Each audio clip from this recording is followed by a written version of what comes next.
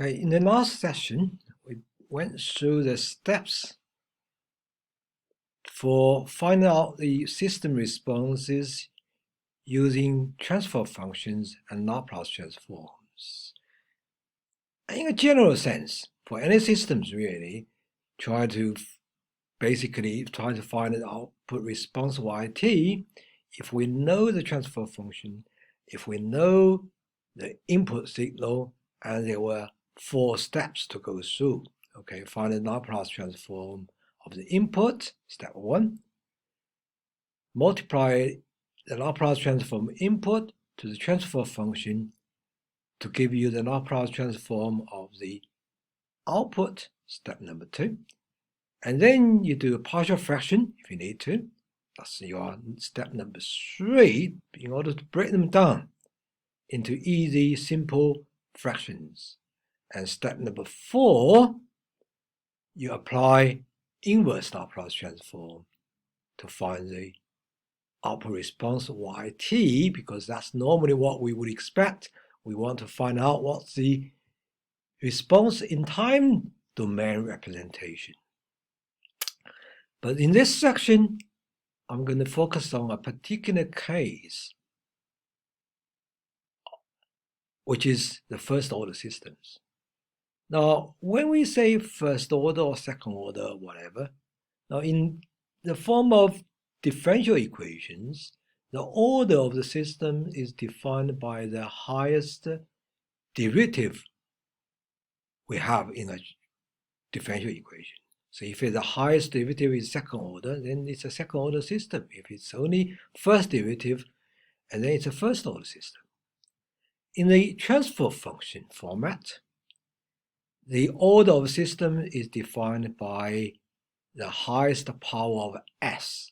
So if you have only s to the power of 1 in your system, that's your first order. If you have s squared, that's the second order. If you have s cubed, that's the third order, and so on and so forth. Okay, but I'm going to focus on the first order system in this session. Now there's a particular one that I'm going to just get it over with first, which is a pure integrator, which is 1 over s. Basically, y in time domain, y equals the integration of input, but in frequency domain is 1 over s. Now, if you remember in my introduction session, the PID control, the I is for integral. Okay, but in frequency domain, that is represented by 1 over s. Often, we also have something called integration constant. That is, you multiply 1 over s by 1 over t, so ts at the bottom. The t is known as integration constant. It's a measure of how fast you integrate. Okay, but that's fairly a special case. But in general, a first order system in a standard transfer function, you will have this format. Okay, and on this slide, my input is us, output is ys. Now I'm really represent everything in frequency domain. Okay, and the transfer function of a typical first order system in the standard format is a divided by 1. This must be a 1, okay? Plus s, that's your complex variable, times t. Where a is known as the gain, or sometimes we call it, or more often we call it DC gain, as opposed to compare with the AC gain as well. But a here is a DC gain. When a equals to 1, we call it the system has a unit gain. And then there's another parameter, t. It's known as the time constant. Okay, really, for a first order system, we only need 2 parameters to define the system. Okay, so there's a DC gain, there's a time constant t. Now, only in this format, when you can make the denominator term into this format is 1 plus st. And we can call this a DC constant. a DC gain, we can call that T time constant. If that's the first term here is not 1, then you have to reformat your transfer function. Okay, to get that, you get your standard first order system transfer function. Now the example I gave before is a first order, because if you look at equation number 1, that's the differential equation, we only have a first derivative. In the equation number 2, that's the transfer function of system. The highest order is S. That's the power of 1. So that's a first order system. Of course, this is not actually in a standard format, because this B is not necessarily equal to 1. Okay, so we can't say the DC gain is 1 or the time constant is M. It's not, because you need to reformat that. Okay.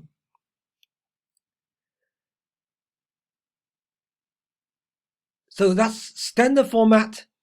The format we often use is equation number 1, where DC gain equals to is A, T is my constant.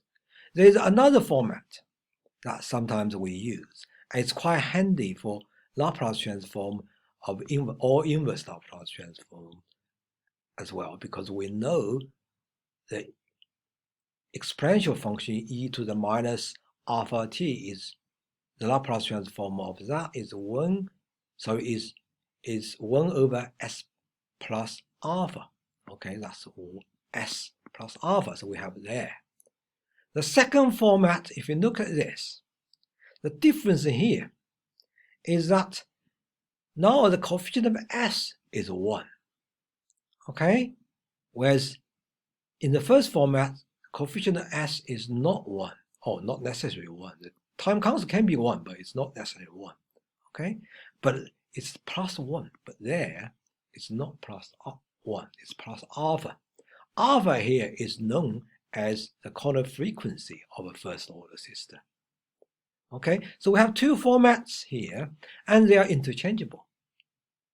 Okay, this is the first standard format. This is the second standard format. I can, for example, I can divide alpha to the numerator and denominator of equation 2. That will give me the first standard order. And here, for the second order, for the second standard format, this k in the numerator is not the DC gain. Okay, it's not necessarily DC gain. But in any case, to find the DC gain, there's an easier way to do it. That is also applied to any order of a system. When you want to find the DC gain, you simply make s to 0 in a transfer function. So in here, s equal to 0, this term disappears. So that's a over 1. So your a is the DC gain.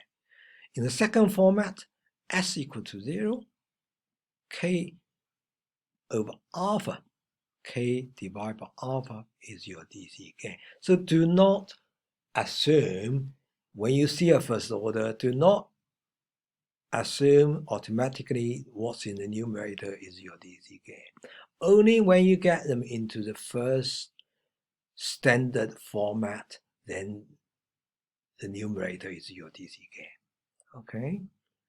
The relationship between there is a equals to k over alpha, s equals to 1 over alpha, or alpha equals to 1 over t. So the corner frequency and time constant. Time constant is t, corner frequency is alpha. They are in an inverse relationship. 1 over alpha is t, 1 over t is alpha. Sometimes we use omega for corner frequency, okay? But sometimes we use other variables, but that doesn't matter, it's a symbol. Okay, so it's a simple conversion, but you need to make sure that if you want to use the first standard format, that you have a plus 1 in the denominator. If you use second format, then the coefficient of s must be 1.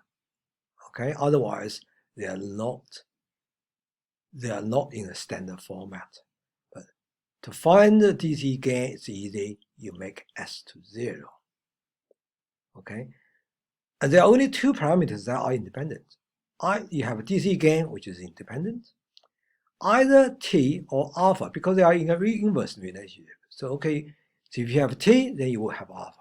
If you have alpha, then you have T.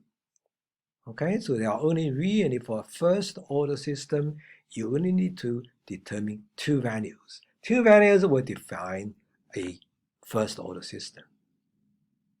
So, for example, in this case, I have a G1 equals to 2 over S3 S plus 1. Now, if you look at that transfer function, in the denominator, I have something S plus 1. Now, plus 1 indicating it is a standard first format. Therefore, what's on the top is the DC gain. So in your case, DC gain equals 2. The coefficient of S is 3, which is your time constant. Then corner frequency is simply the inverse of time constant. But again, I emphasize, if you want to find it, make sure you get the right DC gain. You can always go to the transfer function, equate all s's to 0. In this case, this term becomes 0. This DC gain is 2 over 1, which is 2. Okay, so it's fairly simple process. You just try to match your transfer function into the standard format. Then you will find your DC gain and you find your time constant. I have my second example here. But this time, it's actually in a standard format number 2, because in the denominator, I don't have a plus 1, but a coefficient of S is 1. Okay, that's in the second format. So your DC gain is not 3. Come to think about it. Second format, what's on the top is not the DC gain. But DC gain can be found by setting all the s's to 0. So s equals to 0, I'll get 3 over 3. So a equal to 3 over 3 equals to 1. But in the second format, we know s plus something. This something is my corner frequency. So my corner frequency in this case is 3. But once I know corner frequency, then I will know the time constant, because it's the inverse of time constant. T equals 1 over S. Look at this example. 1 over 2S plus 5. It's in neither standard format, because 1 at the bottom is not plus 1. Also, the coefficient of S is not 1 either. So we need to reformat it. We need to reformat it to make it either to standard format 1 or standard format 2. Right? It's probably, it takes the same amount of effort to do the reformatting to either format. Over here, I just did the first format. I'm trying because I want the denominator term to be plus something plus 1. So I have a 5 here. So I'm going to just divide a 5 to every term, to both numerator and denominator. Okay, so I'm going to divide the numerator by 5. I'm going to divide every term in the denominator also by 5. Remember, when you divide or multiply something to a fraction, you multiply or divide same number or same terms to numerator and denominator. So in the numerator, I have 1 over 5, that gives me 0.2. In the denominator, I have to do this to both terms. 2s divided by 5, that's 0.4s. 5 divided by 5, that's 1. So now I have in the bottom 0.4s plus 1. That is standard format number 1. Therefore, in standard format 1, what's on the top is 0.2. That is my DC gain, 0.2. The coefficient in the denominator term, the coefficient of S is my time constant, which is 0.4. The corner frequency is the inverse of a time constant. This time it will be 2.5. So you work out the corner frequency from the inverse of the time constant, or you can work out the time constant from inverse of the corner frequency. That's basically the same effort. So these are just how to find the parameters, and of course you can actually go backwards as well if you are given parameters to find the transfer function. But next example is slightly more complex because it looks like a second order system. G4 on the top equals to 10 over s squared plus 3s plus 2. But I can break that down. I know, or I should know, at the bottom, s squared plus 3s plus 2 really can be break into s plus 1 times s plus 2. Then I can actually separate the two to make them into two first order systems. So I'm going to move this 10 to the front together with s plus 1. It doesn't have to be there, it can be in the back, but I'm putting there just nevertheless. This times 1 over s plus 2. Now I have two first order systems multiplied, not add, okay, multiplied together. The first one, I have a DC gain.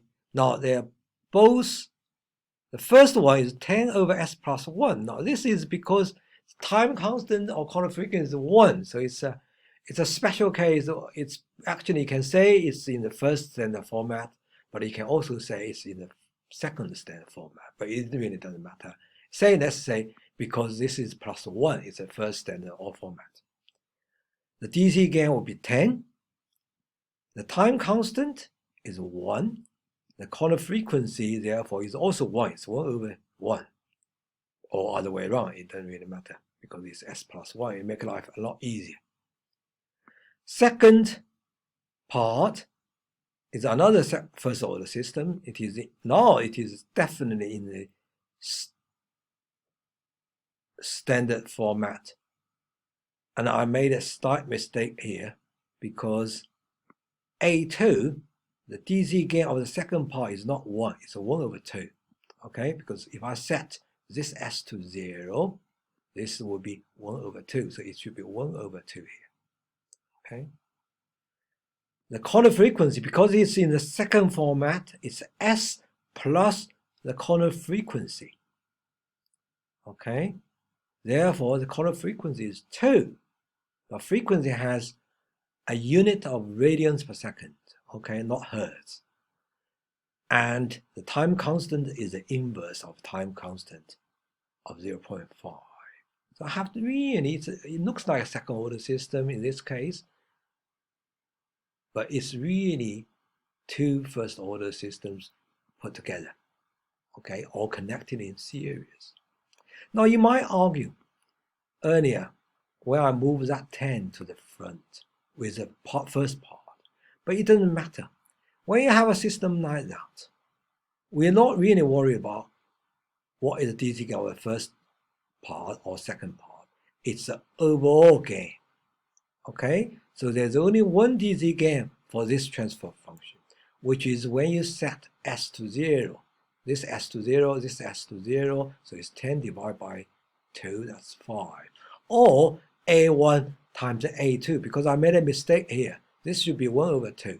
So A1 times A2 should be 5. So for higher order, if it can be break into first order systems, you find their individual time constants, you find their individual corner frequency, but you find the overall DC gain. Okay, so overall DC gain matters, not the individual ones. Now, how first order behaves then? Now, we know the DC gain, we know the time constant, but how do they reflect it in system response? I have an example here, okay? And now don't worry about that circuit because I derived it from a circuit, okay? The transfer function is here in equation 1. That's 1 over RC S plus 1. R is the resistance, C is the capacitance, but I set the value to 5. So R times C equals to 5. Therefore, my transfer function is 1 over 5S plus 1.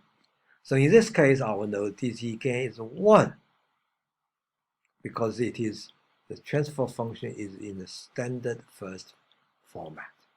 The time constant is 5.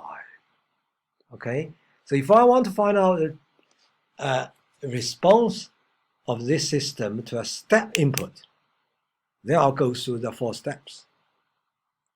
Step number 1, find the Laplace transform of input. Because input is 1, then the Laplace transform is 1 over S. Step number 2, I'm going to multiply transfer function by the Laplace transform of input, which is 1 over S. So that will give me 1 over 5S plus 1 times 1 over S. Then I'll do a partial fraction in step 3, because I have 2 terms in the denominator. I need to break them apart into the summation of the 2, okay, before I can apply inverse Laplace transform. Okay, so that will give me a K1, K2. So coefficient of K, what's on the top of 5S plus 1 is K1. What's on the top of S is K2. And you apply either method 1 or method 2 to find these values for partial fractions. 1 is minus 5, 1 is 1. So V, the Laplace transform of the output, equals to minus 5 over 5S plus 1 plus 1 over 5. Then we can apply inverse Laplace transform. Now in my lookup table, I have that. I know it's 1, okay, when I do inverse Laplace transform. But I don't have that. At the bottom, what I have on that table is S plus something, where S, the coefficient of S is 1. So that makes the first format is a bit awkward. The first format of the first order system. So I need to convert that into a second format. First format is good for finding DC gain, finding the time constant. But second standard first order format is better for finding inverse Laplace transform.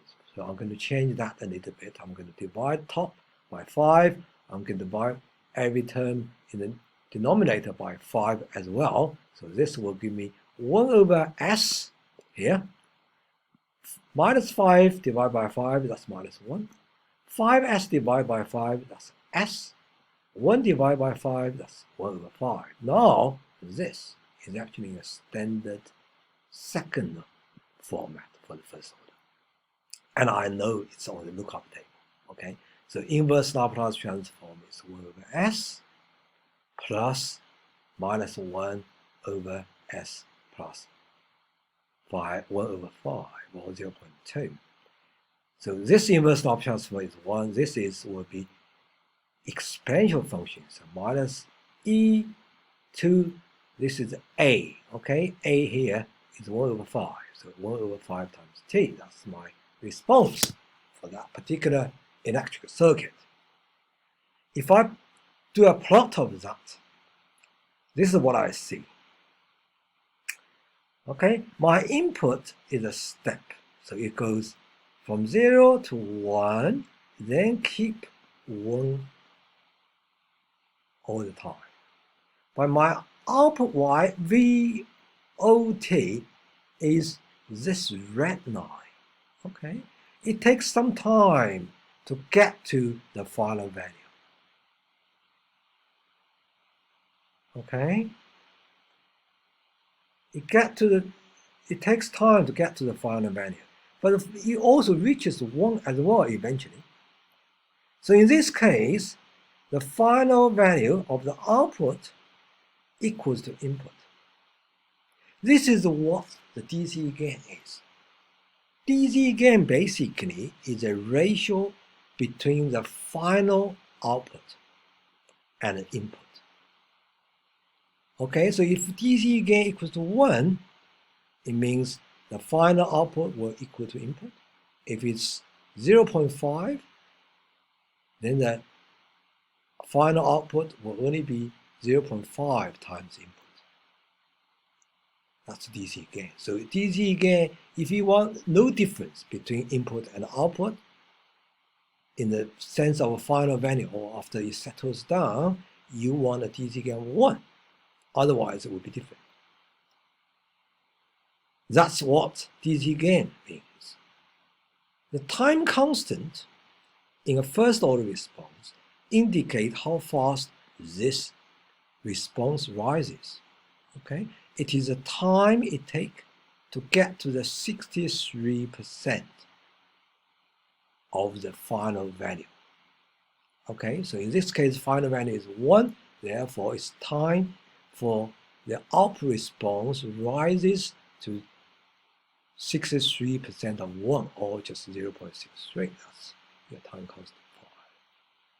So we have here two parameters. DC gain defines what is the output in steady state, and what's the percentage of that to the input. The time constant indicates how fast it responds. Okay, so if you want a fast response, you want small time constant. If you want input and output are the same in steady state, you want a DC gain of 1.